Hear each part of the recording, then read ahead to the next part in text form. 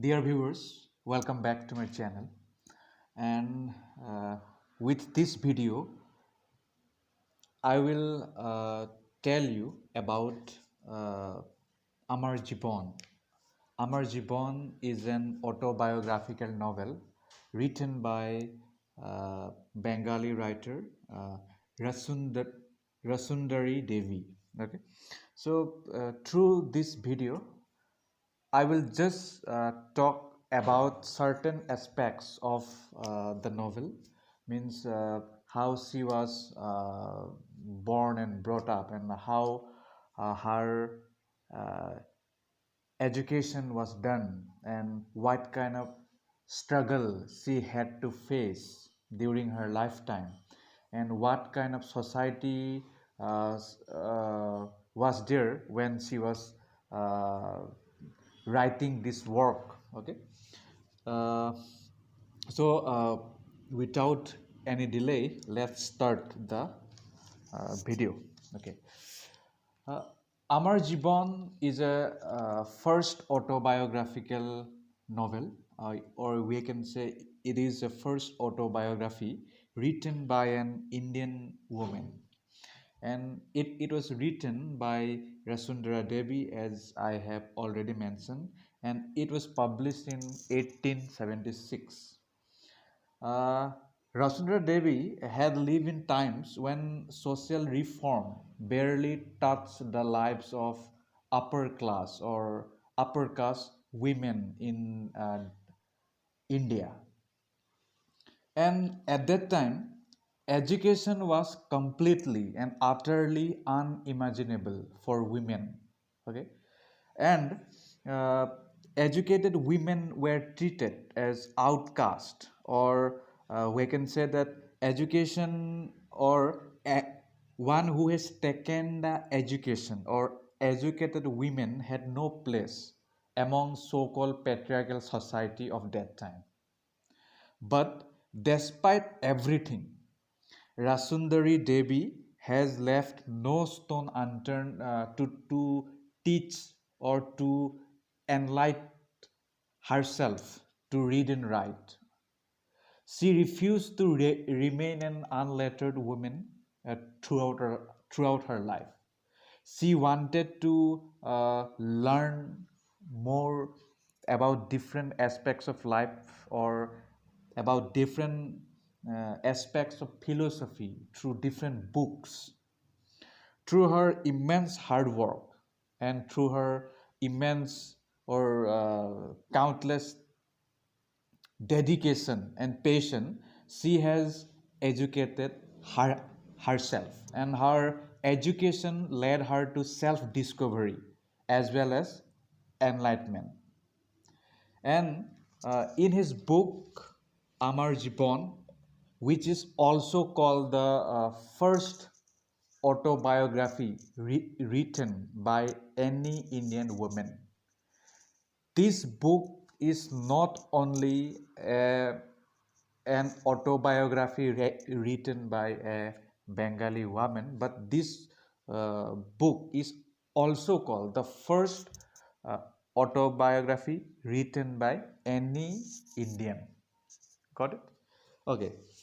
Rassundari Devi was born in 1809. We have already discussed, but we have not discussed in which place she was born. She was born in the village of Patajia in Pavana district of West Bengal. She never saw her father, Padmalochan Roy, and she was raised by her relatives and mother. Her father died when she was just a child.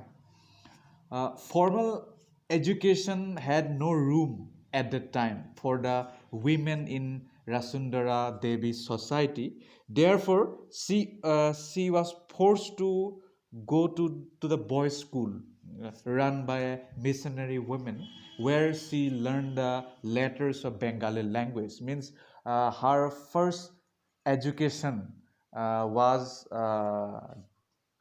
done through Bengali language. Means she has uh, tried to learn uh, letters in Bengali language.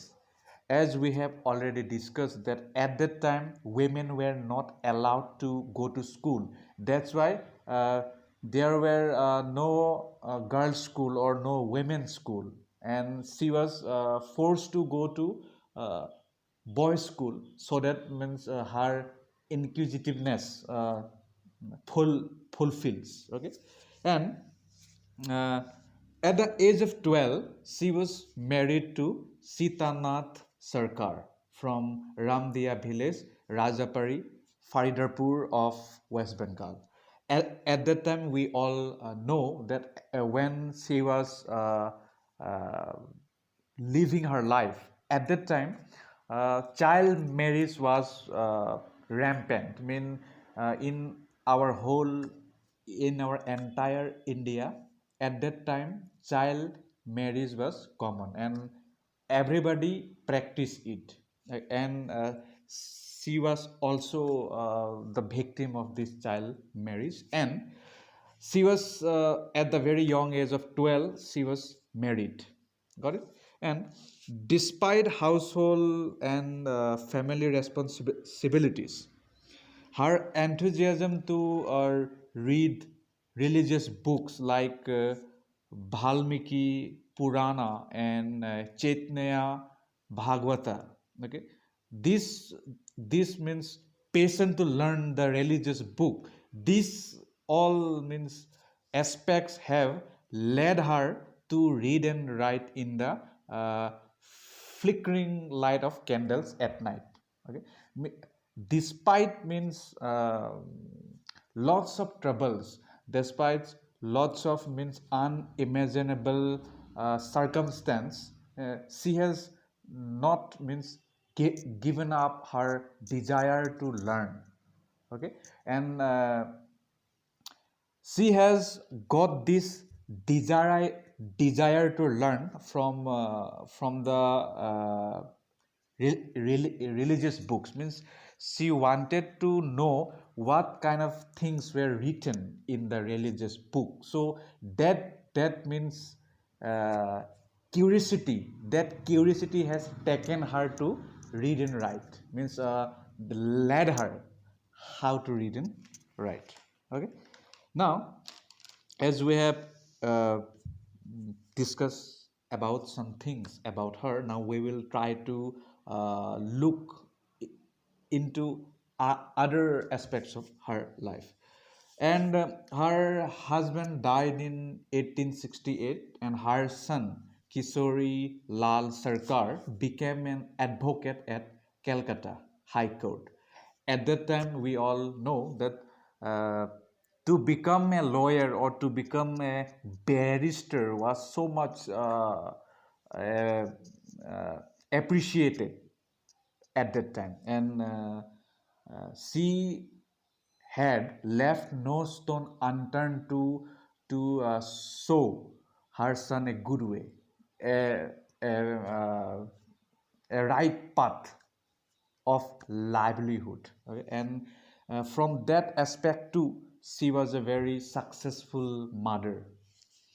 In her autobiography, Rassundari Devi depicted that she used to curse herself for having such evil desires, since women from so-called cultured household did not learn to read. Okay. She thought that why I am having these kinds of desire. Huh?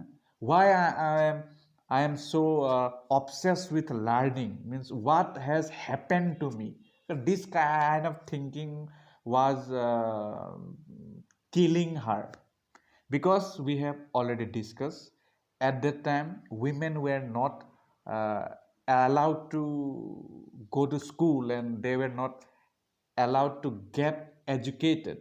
And that's why she, since born, she has not seen any kind of women who went to school and who got educated. That's why, as she is now feeling this kind of desire, she is bewildering now, that what am I doing, or what am I thinking? Okay. So at the time, literate women were treated partially, okay, and they had no place in the patriarchal society. Even old traditional women would make it into an issue if they spotted a piece of paper in the hands of a young girl. But she was so adamant to learn. Her desire, her passion, and conviction, these were so high that these all ingredients have outweighed her societal pressure or fear. Furthermore, Rassundari Devi took out a page from a religious book. She has taken out a page from a religious book of her husband and stole one of the leaves, okay, or one of the pages on which her son used to practice writing. So she hid these two items in her kitchen, and she tried to match the words on the leaf with those on the page whenever she was free from household duties or household responsibilities. And if she heard any kinds of footstep or any kinds of noise while she was learning to read, she would hide the page and the leaf under some utensil or some stove or some kind of dishes or some kind of means kitchen materials, you know? And she uh, in her autobiography she has depicted this thing, okay. And uh, if we extract some line from her autobiography, then we will know means what kind of struggle she had to face uh, during her means lifetime. Okay, now let's read some extract from her uh, book. Okay, she said that I am now taking a quotation. I used to be impatient to listen to the Ramayana recitation, but those were different times. Women had no freedom. They could not take any decision on their own, just like any caged bird. Women were imprisoned too. I could read religious books. I could read religious books of her husband and stole one of the okay, three stood okay, wait some time. Three, yes, okay, of her household and stole one of the leaves on which her son used to practice writing. She hid these two items in her kitchen. She tried to match over this we have already talked. Okay, I'm sorry for this. I will try to uh, again read this quotation from the text. Okay, this books. Okay, wait. This is quotation. 34. Okay, yes, I've got it now. Okay, she has mentioned that I used to be impatient to listen to the Ramayana recitation, but those were different times. Women had no freedom. They could not take any decision on their own. Just like any caged bird, women were imprisoned too. I could read religious books a little bit, but I did not have free time. And more importantly, the fear of getting caught and punished was always looming over me. Later on, I decided that I would read Chetna Bhagat. Chetna Bhagat is a religious book. Chetna Bhagat in the morning when all thereof my sister-in-laws were busy in religious rituals. Still, I had to read while I hid in some nook and corner of the house as one of my maid servants kept the vigil. The attitude, okay, this means things I have mentioned. So by this quotation, as you have already listened, so by this quotation we can imagine means what kind of circumstance she had. But despite all the odds, despite all the negativity, she has means left no stone unturned to enlight, to means illuminate herself. Okay, so that's a very bold step she has taken at that time. Okay, okay. Now let's try to look into other aspects of her life. Okay, the attitude towards women in then means in then society, we can say in then society, can be seen through this extract from the book. Means I have quoted a line, means I have taken a quotation from the line, and from that line too uh, we can means assume, or we can means think what kind of struggles she had seen. Okay, okay, now I will read the line or the quotation from the book. She says, I was so immersed in a sea of housework that I was not conscious of what I was going through day and night. After some time, the desire to learn grew very strong in me. I was angry with myself for wanting to read books. Girls did not read. People used to despise women of learning.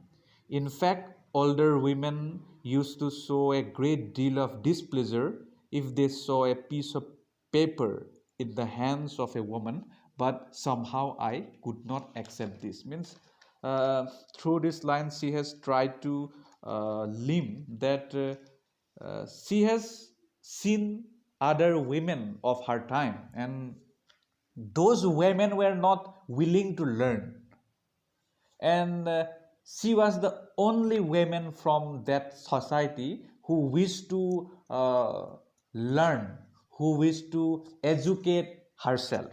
Okay, means these kinds of things, these kinds of means situation was downrightly means unique for the other women.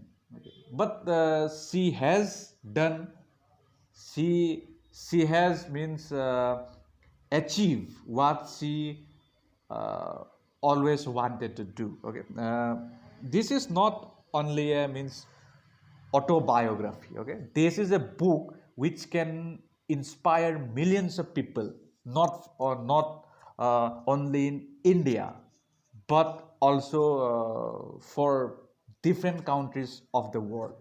Because despite her uh, lots of troubles, despite her unimaginable circumstances, deplorable situation, she has means she has the desire to learn, and that desire to learn has led us to write one of the means to write the first autobiography of our India. And this book can be an inspiration for thousands, for millions of women of our India, right?